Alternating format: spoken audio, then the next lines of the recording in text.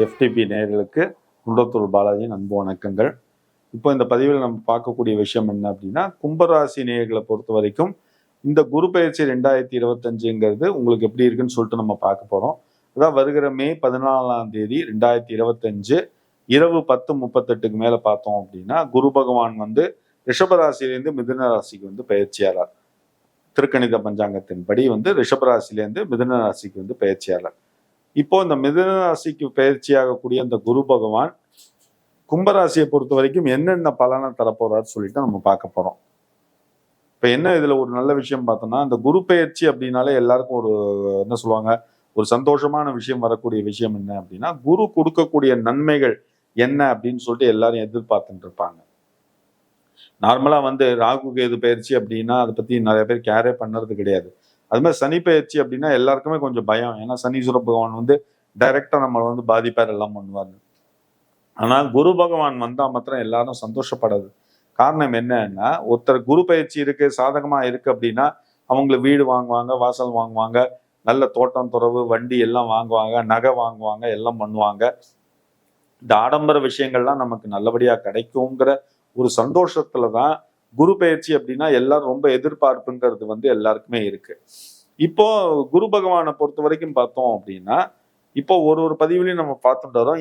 இந்த இதுல வந்து கும்பராசியை பொறுத்த வரைக்கும் இந்த குரு பயிற்சி எப்படி இருக்குன்னு நம்ம பார்த்தோம் அப்படின்னா, குரு பகவான் வந்து 6வது இடம் சொல்லக்கூடிய ரோகஸ்தானத்திலேருந்து 5வது இடம் சொல்லக்கூடிய பூர்வ புண்ணியஸ்தானத்துக்கு வர்றாரு. வந்து எவ்வளவு ஒரு நல்ல விஷயம், முதல்ல தெரிஞ்சுங்க. அதை தவிர இன்னொரு கூடுதல் அட்வான்டேஜ் என்ன அப்படின்னா, கும்பராசி நேயர்களை பொறுத்த வரைக்கும் குருவோட 9வது பார்வைங்கிறது கும்பராசி நேயர்கள் மேல விழுது. என்ன சார் சொல்றீங்க அப்படின்னு கேட்டீங்க அப்படின்னா, குருவுக்கு வந்து 3 பார்வை, அதாவது 5வது பார்வை, 7வது பார்வை, 9வது பார்வை. இப்போ குருவோட 5வது பார்வைங்கிறது மிதுன ராசியிலேருந்து துலாம் ராசியில விழுறது. குருவோட 7வது பார்வைங்கிறது மிதுன ராசியிலேருந்து தனுசு ராசியில விழுறது. குருவோட 9வது பார்வைங்கிறது மிதுன ராசியிலேருந்து கும்பராசியில விழுது.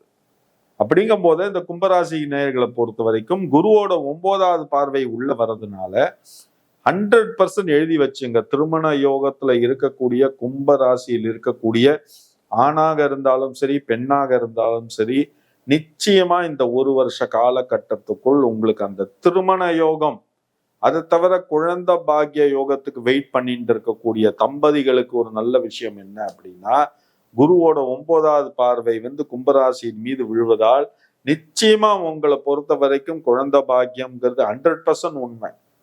அதை தவிர பூர்வ புண்ணியஸ்தானம் சொல்லக்கூடிய 5வது இடத்துக்கு குரு பகவான் உள்ள வரார்.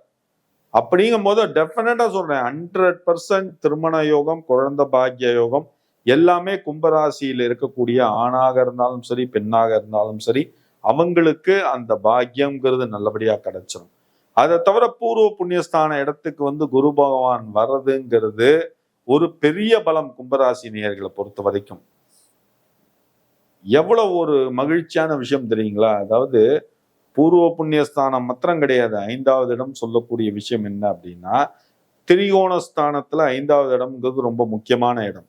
அப்படிங்கும் போது இந்த இடத்துக்கு குரு வர்றார் அப்படின்னா, தாய் வழி சொந்தம், தந்தை வழி சொந்தத்தில் இருக்கக்கூடியவருடைய அந்த அனுகூலம்ங்கிறது வந்து அந்த பர்சனுக்கு நல்லபடியா கிடைக்கும்.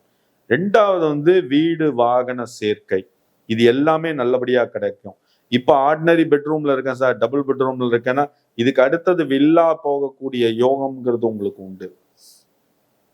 ஏன் இவ்வளவு விஷயத்தை நான் சொல்றேன் அப்படின்னா, ஏற்கனவே கும்பராசி நேயர்களை பொறுத்த வரைக்கும் சனியோட கடைசி ஆதிக்கம் சொல்லக்கூடிய அந்த 7.5 சனியோட கடைசி 2.5 வருஷ காலகட்டத்துல இருக்காங்க. பாத சனியோட காலகட்டத்துல கும்பராசி நேயர்கள் இருக்காங்க. என்ன சார் 5 வருஷம் வந்து 7.5 சனியோட 5 வருஷ காலம் முடிஞ்செடுத்து இன்னும் 2.5 வருஷ காலம் இருக்குன்னு போன பதிவுல சொன்னீங்க. அப்பவே எங்களுக்கு தலை சுத்தி எடுத்து, இப்போ என்னடானா நீங்க வந்து இந்த குரு பயிற்சி எப்படி இருக்கும்னு கேட்டா வந்து எங்களுக்கு குரு பயிற்சி நல்லா இருக்கும்னு சொல்றீங்க. என்ன சார் எங்களுக்கு நீங்க சொல்லக்கூடிய விஷயங்கள் எங்களுக்கு ஒன்றும் புரியல. அதுதான் சார், நல்லா தெரிஞ்சுங்கோ. சனி வந்து உங்களுக்கு சனி வந்து உங்களுக்கு பாத சனியா இருந்து இப்போ பல பிரச்சனைகளை கொடுத்துட்டு இருக்காரு. அதை சமாளிக்கக்கூடிய விதமா உங்களுக்கு வந்து பாத்தீங்க அப்படின்னா குரு உள்ள இருக்கார்.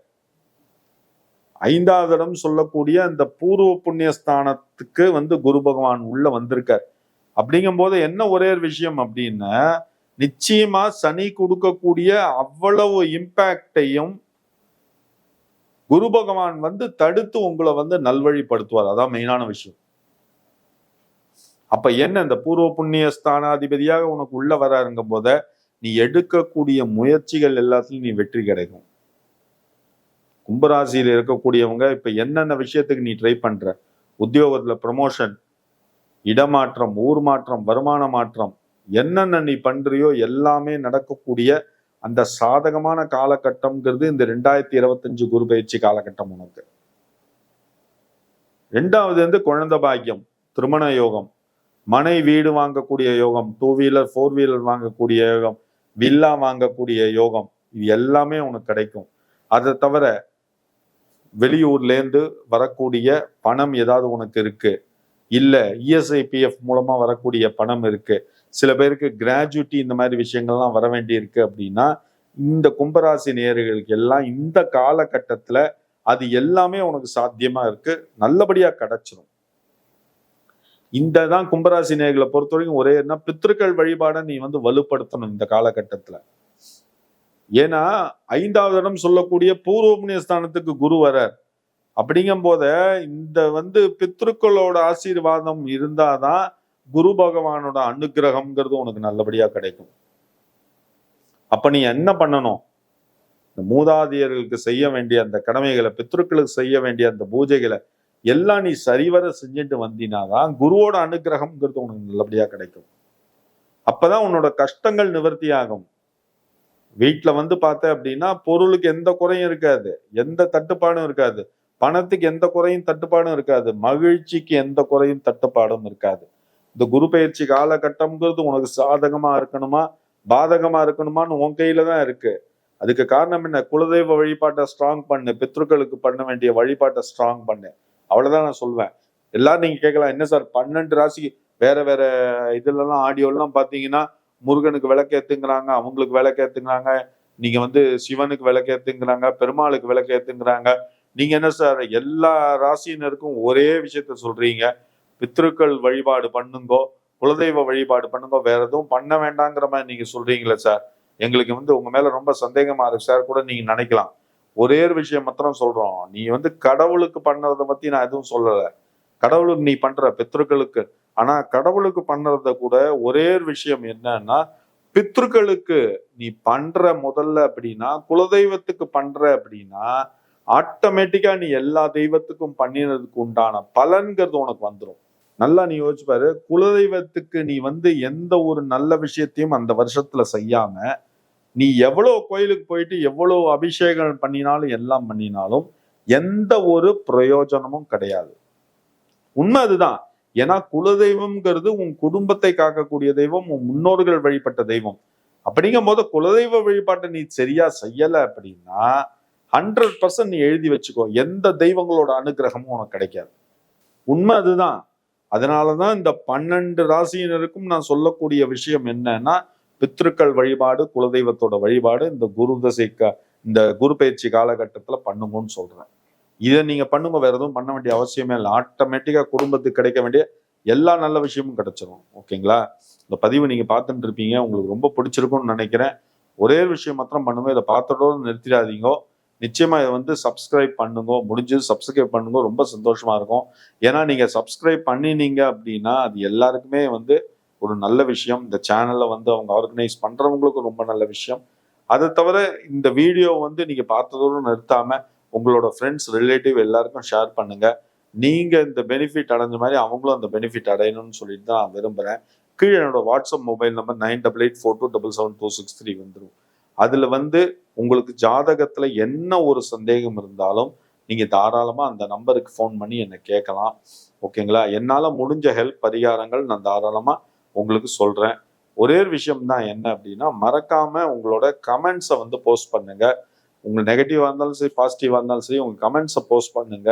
ஏன்னா நீங்க கொடுக்கக்கூடிய என்கரேஜ்மெண்ட் தான் எங்களுக்கு அடுத்த லெவலுக்கு போகக்கூடிய ஒரு நல்ல விஷயமா அமையும். இதை மாத்திரம் கொஞ்சம் கவனமா பார்த்துங்கோ. மற்றபடி உங்களுக்கு ஜாதகத்துல என்ன டவுட் இருந்தாலும் நீங்க கீழே என்னோட மொபைல் நம்பருக்கு கான்டாக்ட் பண்ணி நீங்க தாராளமா பேசலாம். சப்போஸ் நான் ஃபோன் எடுக்கல அப்படின்னா எனக்கு வாட்ஸ்அப்ல மெசேஜ் பண்ணுங்க. நான் பார்த்துட்டு நிச்சயமா உங்களுக்கு கூப்பிடுவேன். இந்த பதிவு உங்களுக்கு ரொம்ப பிடிச்சிருக்கும்னு நினைக்கிறேன் நேயர்களே. நன்றி, வணக்கம்.